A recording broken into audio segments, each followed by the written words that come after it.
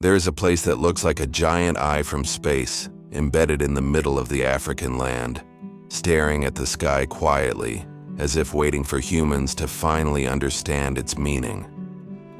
That is the Eye of the Sahara, a forgotten geographical structure and a mystery that could overturn our understanding of history. In 1965, as NASA's Gemini 4 mission was taking topographical maps from Earth orbit, astronaut Mike Collins whispered over the radio, "We have found the most striking structure in the Sahara Desert, the remains of some giant spiral." This circular landform, named the Richat Structure, has a diameter of 40 kilometers. The Adrar Plateau in western Mauritania is one of the most regular natural geological ring structures in the world, but also one of the most abnormal. It is not a volcanic crater, a meteorite impact crater, or a known human construction. However, its concentric circle structure, central high point, and circular symmetry almost perfectly match the description of the city of Atlantis by the ancient Greek philosopher Plato. On the other side of the Atlantic Ocean, there is a circular city surrounded by layers, with a high center, and surrounded by 3 circles of water and land. This description appeared in a document in 360 BC. The structure of the Sahara Eye is not only clearly visible from the sky, but can even be verified through Google Earth. The question is the Eye of the Sahara really just a geological formation? Or was it once the core of a civilization, now covered by sand and tampered with by history?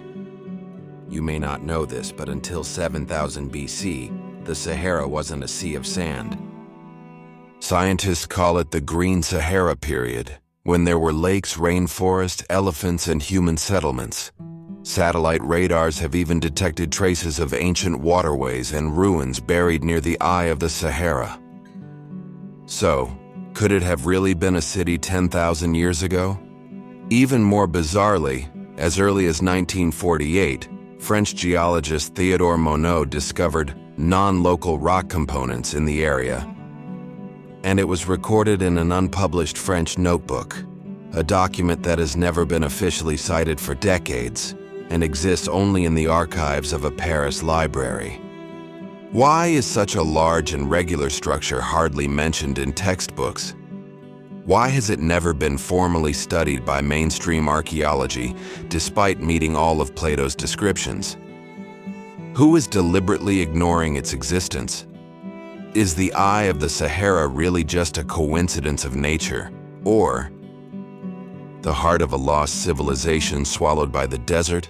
This is just the beginning. Next, we will gradually uncover the true appearance of the Eye of the Sahara from historical documents, ancient maps, and field geographical surveys. A pursuit of civilization spanning thousands of years is about to unfold before your eyes. Before we begin our search, we must go back to the first written records of Atlantis, Plato's Timaeus and Critias. In 360 BC, Plato described this lost city as being located west of the Pillars of Hercules, today's Strait of Gibraltar, built on a circular island, divided into 3 concentric water rings and 2 land rings. The center is the royal palace and the altar, and the canal leading to the outside is 3 stadiums wide, about 276 meters. The city is surrounded by mountains behind it and faces a plain in front of it, which is 3,000 stadia, about 550 kilometers deep. The city eventually sank in a major earthquake and flood 9,000 years ago. Ancient scholars once thought that Plato was just using myths to create political allegories. But now, with the multiple surveys of the Eye of the Sahara, this statement is being quietly overturned. Let's take a look at some numbers calmly. The diameter of the Eye of the Sahara is about 40 kilometers. There are 3 main circular zones inside. The center of the landform is high, and there seem to be remains of a central building. To the southeast is an ancient river channel that was once confirmed to exist and connected to a larger area. The surrounding area extends for at least 500 kilometers of sand dune plains. The most shocking thing is that its geographical location is located west of the Strait of Gibraltar, on the Mauritanian Plateau in Western Africa, which is completely in line with the direction described by Plato. In the 1960s, Mauritania was a research-forbidden area under French colonial rule. A large number of archaeological reports were archived and sealed, including the speculation made by French geologist Jean-Michel Scholl. The Eye of the Sahara may be the remains of a prehistoric water conservancy project. However, this statement was deleted from official archives on the grounds that it was inconsistent with mainstream geological views. Our ancestors said that this was once a land of blue water. In the Amazigh tribe of Mauritania, the elders still pass down an ancient place name called Zelra, which means the city watched over by the eyes of God. They believe that before desertification set in, there were green lakes, stone cities, and star passages in this area. Linguists have discovered that the word Zelra is very similar to the ancient transliteration of Atlantis in the oral documents of the Egyptian temples. The mainstream explanation of the Richter structure in the archaeological community is that it is an erosional landform caused by a multi-meter geological uplift, and its age may be as high as 500 million years. But the question is, why are its concentric circles so regular rather than being a natural random erosion? Why does the central stratum show traces of high-temperature sintering, which some people speculate is caused by some kind of high-temperature activity? And why is there a suspected artificial channel structure on its southwest side, which is clearly visible in satellite images? An anonymous technician involved in NASA's terrain scanning project revealed in a 2019 interview, "We were shocked when we saw the channel line in the image. It shouldn't be there, but every time we submitted the coordinates for in-depth exploration, they were rejected by our superiors." Does this mean that someone already knew the secret here? Is the Eye of the Sahara a natural product or an astronomical instrument left by the ancients?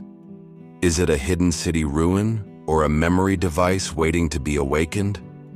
What if Atlantis never sank into the sea, but was buried by sand?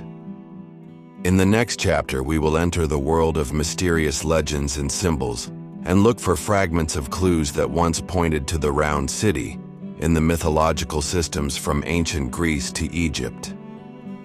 They may be hinting to us that the real Atlantis is not at the bottom of the sea, but in the sand. There is a great country called Atlantis. It is a circular city, interwoven with land and sea as if created by God. Critias Plato 360 BC. When we try to trace the existence of Atlantis, a recurring theme is the circle. From Plato's description to the inscriptions on Egyptian temples to the Eye of Enki totem in Sumerian civilization, the circle is not an accidental image. It symbolizes the harmonious order of the universe, the passage between heaven and earth, the gaze of God, and the urban design synchronized with the movement of celestial bodies. The Eye of the Sahara has a perfect multi-layered concentric circle structure, with a high center and an open outer circle, like the mirror of heaven in mythology. In ancient cultures, this structure was called an eye or door. The ancient Egyptians called the entrance to the universe the Eye of Udjat. The Mayans believed that humans came from the Eye of the ancestors. A celestial spiral portal, the Indian mandala, with its multiple concentric circles, represents the soul's path to the divine. Some researchers have pointed out that the triple ring structure of the Eye of the Sahara is highly consistent with the trajectory of Sirius in the ancient Egyptian star map. In ancient Egypt, Sirius was called Sopdate, a symbol of resurrection and the beginning of civilization. Every year when Sirius rises, the Nile River floods, bringing a rebirth of life and agriculture.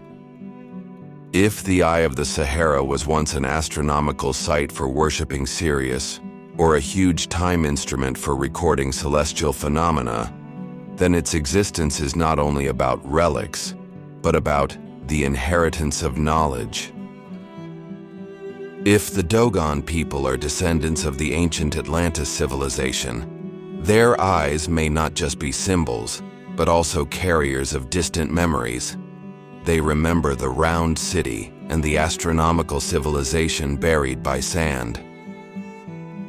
What is even more shocking is that the layout of Atlantis described by Plato is highly consistent with the topography of the Eye of the Sahara in terms of proportion, structure, and orientation.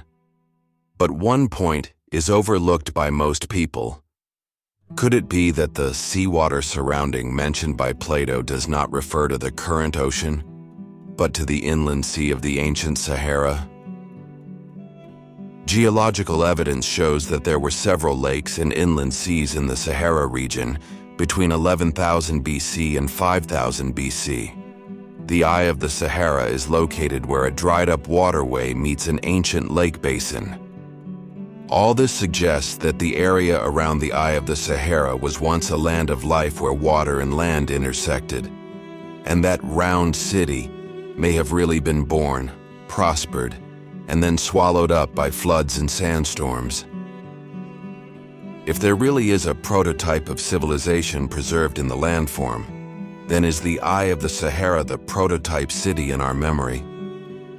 If ancient myths, astrological totems, and religious symbols do not point to fantasy, but to some kind of coded historical truth, then did Atlantis never leave us only to become a forgotten spiral of sand dunes beneath our feet?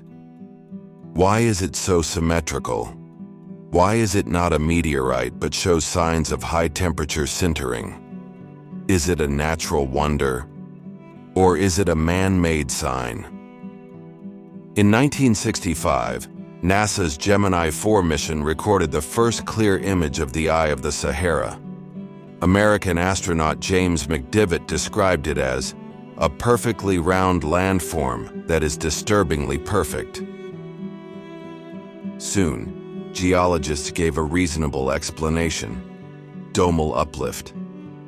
They believe that the Eye of the Sahara is a naturally formed structure due to the uplift of the Earth's crust, combined with millions of years of wind and water erosion.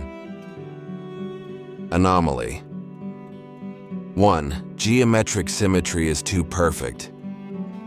Dr. Pierre Moreau, a geological expert, pointed out in his research that the multi-layered ring structure of the Eye of the Sahara is not only arranged in an approximately equidistant arrangement, but also that the roundness and concentricity of each layer reach geometric precision. It is almost impossible for this to form spontaneously through natural wind erosion and hydrothermal erosion, especially the core rock dome in the middle. It is highly concentrated and extremely hard, as if it was protected or sintered by some kind of engineering force. Anomaly 2. Lack of impact or volcanic evidence. Some have suggested that it could be the remains of a meteorite impact or an ancient crater. However, meteorite impacts usually leave high-pressure quartz, impact cones, and metal residues. The Eye of the Sahara has no traces of these at all.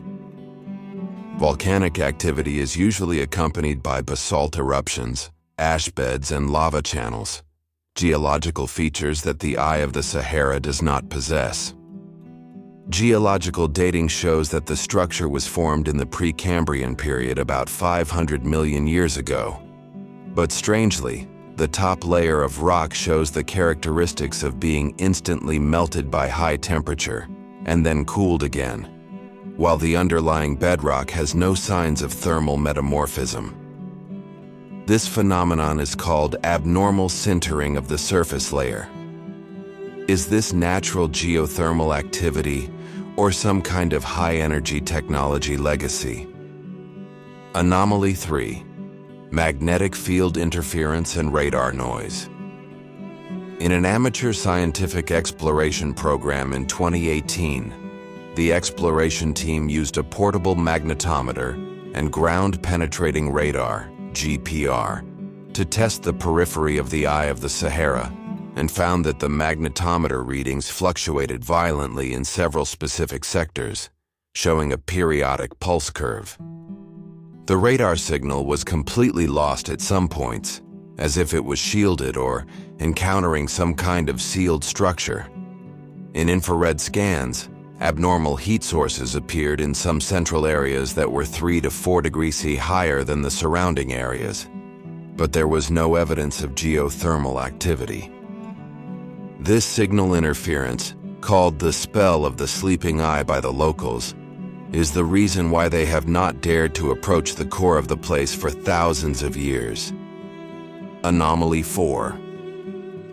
The Straight Channel disappeared in satellite images. Between 2004 and 2008, the United States Geological Survey, USGS, published dozens of high-precision topographic maps. In one image from 2004, a straight channel structure can be clearly seen extending from the Eye of the Sahara to the southwest, with a length of about 6 kilometers, straight in direction and equal in width. But what is puzzling is that this channel has disappeared in all public images after 2010. When researchers requested higher resolution original images, the official response was, "Due to data calibration issues, image processing failed in this area." Is it an accidental data error or some kind of deliberate concealment? Some theories believe that the structure of the Eye of the Sahara is more like a ring oscillation field, and its 3-ring structure corresponds to a certain energy resonance or acoustic distribution model, which may be used for astronomical observation, energy amplification, or even communication relay.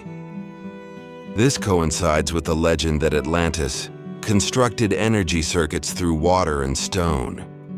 Anomaly 5. Lack of mainstream research and data openness. So far, there are only a handful of scientific studies on the Eye of the Sahara, with less than 20 papers published in international journals. In contrast, the Sumerian ruins, Mayan ruins, and Egyptian tombs, which are much smaller than the Eye of the Sahara, have hundreds of public papers. Even more puzzling is that UNESCO briefly included the Eye of the Sahara on its watch list in 2002, planning to apply for World Heritage status, but suddenly withdrew the application after 2003 and deleted the relevant web page. The reason has not been made public to this day. Why is a landform that is too perfect to be natural ignored by the academic community? Why can't a structure that may contain evidence of civilization be excavated in depth? Who is stopping us from getting closer to the center of the eye? Or is this eye not part of the memory of our civilization? In the next part, we will enter the contemporary reality, the current situation, characters, and unsolved mysteries. In the reality where technology and politics intersect, we will uncover the risks and doubts faced by those who try to decode the Eye of the Sahara. The Eye of the Sahara has a diameter of 40 kilometers. The central highland is isolated and has a dry climate. There is no settled population all year round. Although it is considered a geological wonder, there are almost no official guided tours or archaeological activities entering its core area. If you try to search for Eye of the Sahara on travel websites, most of the results you get are low-scoring, invalid, or hastily described itinerary pages. This is one of the most inaccessible places in the Sahara, and the reason may not just be harsh terrain. In 2011, a French documentary team of 3 entered Mauritania with the intention of filming the documentary L'œil oublié, The Forgotten Eye, about the Eye of the Sahara. When the photographer Julien Allais was approaching the central area, he lost contact. The local guide reported, "He went to the central hill alone with his equipment in the early morning of that day, and he did not return after daybreak." 3 weeks later, the search and rescue team found his backpack. The GPS device in it was smashed, the recording chip was pulled out, and the camera lens was severely deformed. The 2 members disappeared. The incident was briefly reported by the French media, but no in-depth investigation was conducted. The film was never completed, and the remaining 2 members remained silent after returning to their country and refused to be interviewed publicly. In 2015, a private geographic exploration organization tried to use a drone to scan the central depression of the Eye of the Sahara. But the signal was interrupted during the flight. The out-of-control drone eventually crashed at 21.1 degree N, 11.4 degree Duyun, which happened to be the deepest part of the inner circle of the Eye of the Sahara. Their subsequent report wrote, "Unknown signals blocked GPS and remote control commands, and all electronic equipment within a 10-kilometer radius became unresponsive." Locals call that area the silent place in the sand. The Mauritanian government subsequently issued a brief notice. This area is a communications regulatory area, and private equipment detection is prohibited. What is puzzling is that this area is not the location of any military base or government facility, so why is it set as a signal control zone? In 2020, Paul Ridley, a PhD in geology from the UK, prepared to submit his paper on the symmetry of the Eye of the Sahara and the possibility of human intervention to the Journal of Ancient Geology after completing it. A week before submitting the paper, his research email was hacked and his cloud backup was cleared. Dr. Ridley later said, "I received an anonymous email with only 2 sentences. Look into the eyes, and the eyes will look back at you. Not all memories should be awakened." He eventually withdrew his research, retired from academia, and returned to live in the countryside. In recent years, in a few night infrared images circulating on the internet, some people claim to have captured periodic flashes in the inner circle of the Sahara Eye, as if some buried device was activated. This reminds people of Plato's description of the end of Atlantis. Flames rose from the city, the ground roared, and then the waves swallowed everything. Even the name was wiped out. What exactly is the Eye of the Sahara? Is it a work of nature? Is it a relic of an ancient civilization? Is it some kind of device, altar, or time and space marker left by a distant civilization? Or is it a door itself, a door that we are not yet ready to open? If Atlantis really existed and was right before our eyes, would we really want to know the truth? When we look up at the starry sky, we are actually looking at our forgotten history. The Eye of the Sahara is like the last reminder left by the Earth to mankind.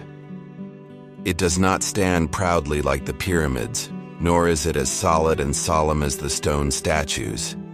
It is silent, but it swirls layer by layer, as if whispering a reminder. A certain civilization once shone here, and then fell silent.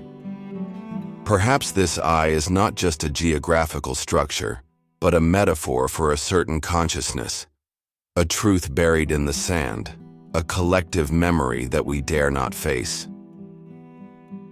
We may not want to admit that modern civilization is not the first to reach its peak. We may not want to accept that the Earth is not developing linearly, but rather cyclically forgetting. Like the ruins after the flood, History is not a story of progress, but a cycle of memory and amnesia. Plato said that the city was destroyed by divine punishment, but perhaps it was not destroyed but hidden. Hidden in a kind of selective amnesia, hidden on the edge of the map, in the gaps of history, and in the blind spots of the system. Is this eye really only in Africa? Why did Göbekli Tepe have altars and astronomical alignment structures 12,000 years ago? Does the cone-shaped ziggurat of Babylon imply the use of similar energy nodes? Do the Mayan pyramids echo the Egyptian pyramids? Are the Nazca lines and Stonehenge fragments of other eyes? Perhaps the Earth itself is a huge memory device. We live on it, but we have never really understood it. High-altitude shots of the Eye of Hara, spiral structure. Have you ever thought that this eye has been watching us for a long time? It records our forgetfulness and witnesses our repetition of the same mistakes. Perhaps the demise of Atlantis was not a punishment, but the beginning of a cycle. And our current era is standing at the intersection of that cycle. Technology and nature are out of balance. Memory and reality are broken, and order and desire collide. Do you really dare to know the truth? In other words, are you ready to let that eye look into the deepest oblivion in your heart? Real eyes are not used to see but to remember. Eyes in the sand.